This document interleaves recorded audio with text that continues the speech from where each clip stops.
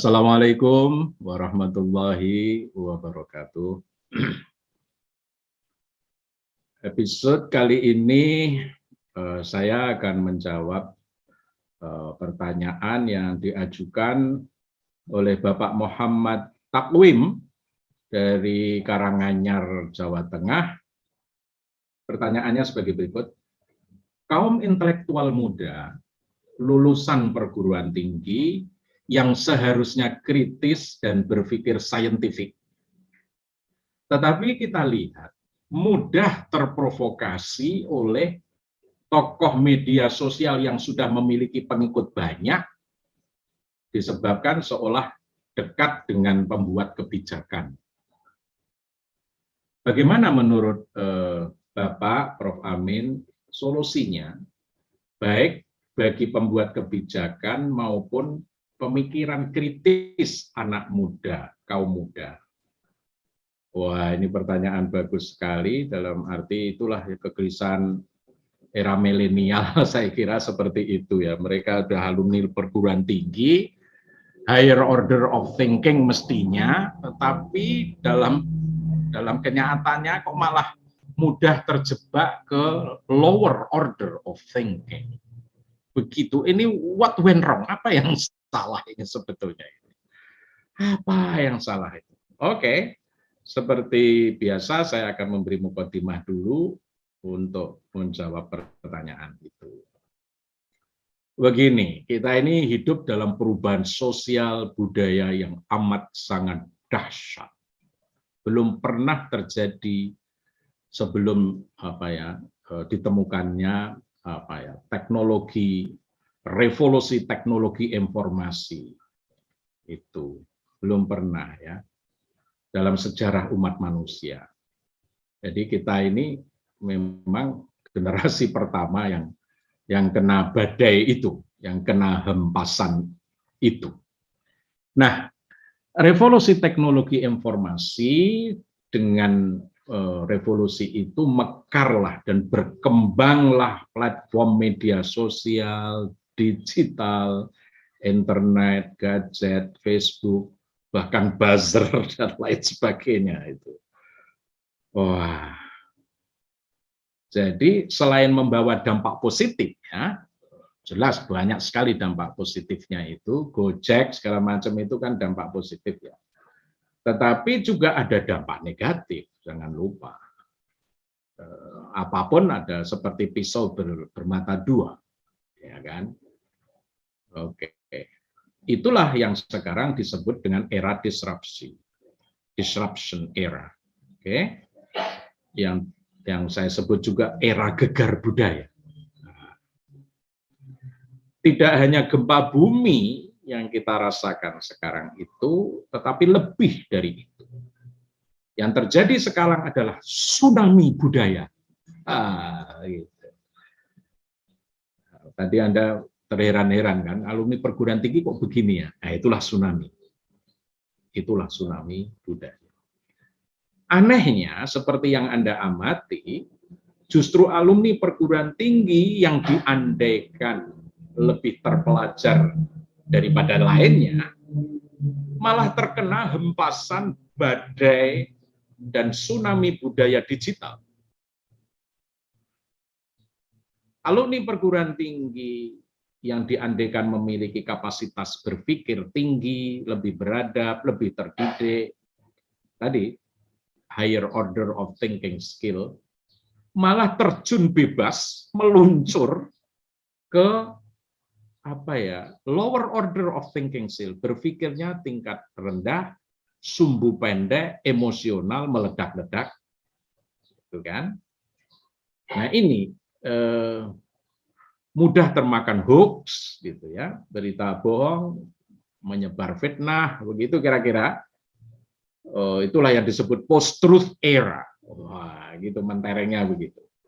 Tidak terkecuali di wilayah keagamaan, dan mungkin malah terlebih-lebih di wilayah keagamaan pada umumnya, dan Islam juga khususnya.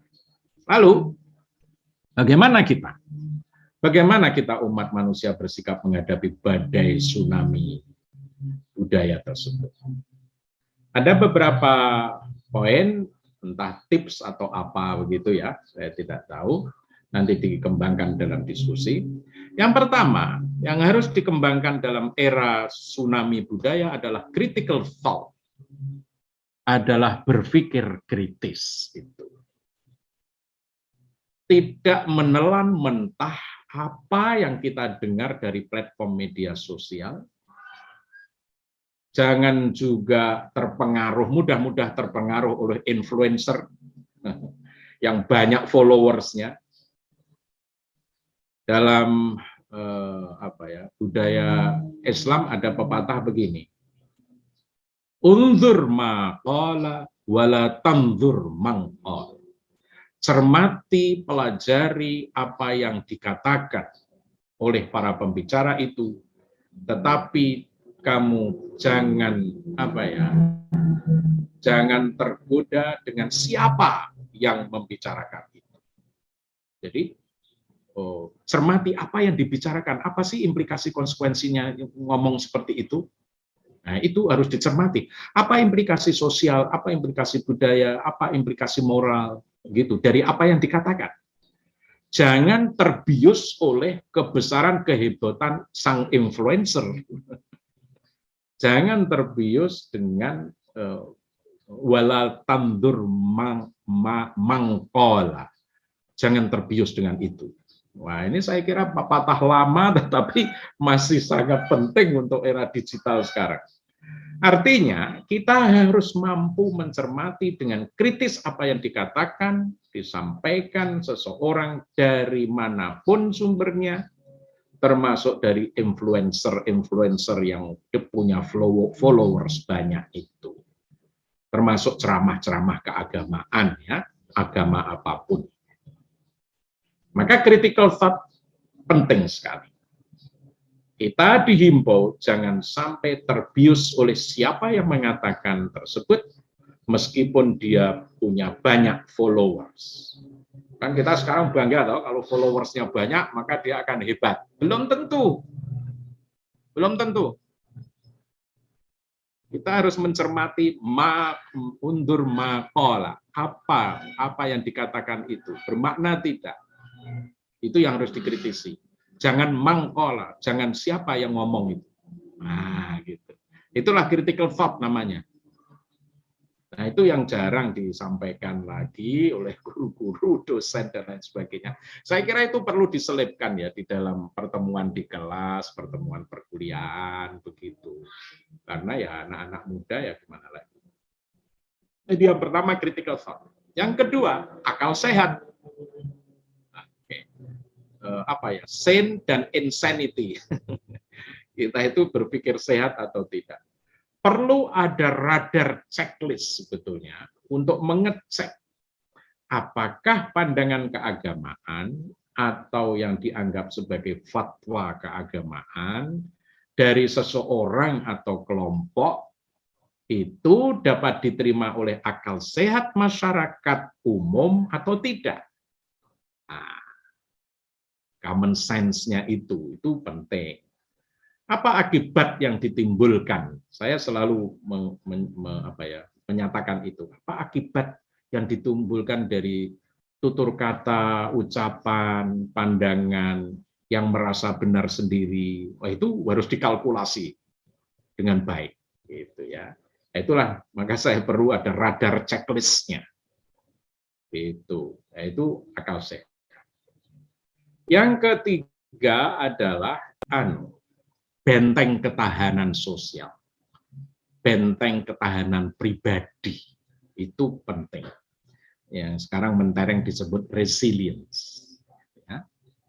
Benteng ketahanan kelompok. Kelompok jangan mudah diadu domba lalu tawuran. Waduh, ngeri sekali tawuran di mana-mana di mana-mana ada tawuran di tanah air. Punya pendirian dan argumen sendiri yang kuat untuk menepis isu-isu yang berkembang, yang bergentayangan, tidak mudah terbawa arus, terperdaya oleh tipu muslihat dari manapun asalnya. Nah, kalau kita bisa itulah yang disebut ketahanan mental, ketahanan pribadi dan ketahanan kelompok. Resilience itu penting. Yang keempat, perbanyaklah pergaulan sosial. Itu lintas suku, lintas ras, lintas agama, gitu. Lintas yang sering clash itu ya, suku-suku atau apa yang sering clash itu ya memang tidak ada jalan lain kecuali dia harus memperluas jangkauan radius bergaulnya, begitu. Sehingga tidak mudah terjebak oleh kubangan sektarianisme, kubangan firaqiyah, tidak mudah terjebak kubangan rasisme, irqiyah, tidak mudah terjebak golonganisme, taifiyah, tidak mudah terjebak oleh kelompok-kelompok kepentingan, hizbiyah, bahkan tidak mudah terjebak primordialisme. Itulah madhabiyah. Mungkin kesamaan antara Arab dan Inggris tidak tepat, tapi intinya itu. Ya. Nah, maka poin kelima adalah tenggang rasa. Tenggang rasa. Konflik selalu ada di mana-mana. Saya katakan tadi min lawazimil haya. Tetapi tenggang rasa itu penting. Menjaga feeling of the people. Bahasa menterengnya itu. Jaga rawat perasaan orang lain yang berbeda. Perasaan orang lain, suku, ras, aliran kepercayaan, agama, golongan, itu harus dijaga betul, dirawat, gitu ya. Tenggang rasa. Jadi ucapan, tindakan, perilaku, bahasa, gitu ya, simbol-simbol yang melukai perasaan masyarakat lain harus dibuang, dijaga benar dalam masyarakat majemuk multikultural. Ya, seperti yang kita saksikan bersama, yang Januari 2022 khususnya, dan mungkin juga Desember 2021, ada 3 peristiwa yang agak nggak nyaman untuk hubungan sosial umat beragama, sosial kemasyarakat, hubungan antar ras, antar suku, begitu ya, lalu ada unjuk rasa di sana sini, gitu. Yang pertama itu membuang sesaji itu ya di Gunung Semeru itu kan juga melukai ya, melukai feeling of the people yang biasa melakukan sesaji. Nah itu, jadi kita memang harus hati-hati betul ya. Yang kedua adalah tentang tempat jin membuang anak yang terkait dengan Kalimantan Utara itu. Nah itu juga terasa, kata-kata itu terasa tidak nyaman, hurting the people, melukai perasaan suku, ras yang lain. Gitu. Nah mungkin kita nggak sadar ya, mengungkapkan begitu itu nggak sadar ya, tetapi sebetulnya bagi masyarakat yang terkena ucapan semacam itu, dia merasa tidak nyaman. Gitu. Nah itulah, jadi sewaktu-waktu kita ini memang sewaktu-waktu kalau kita nggak hati-hati betul ya, tidak diukur ya, ucapan kita itu akan menjadikan tidak nyaman di dalam masyarakat. Nah itulah ke depan kita harus selalu menjaga supaya janganlah terjadi hal-hal semacam itu.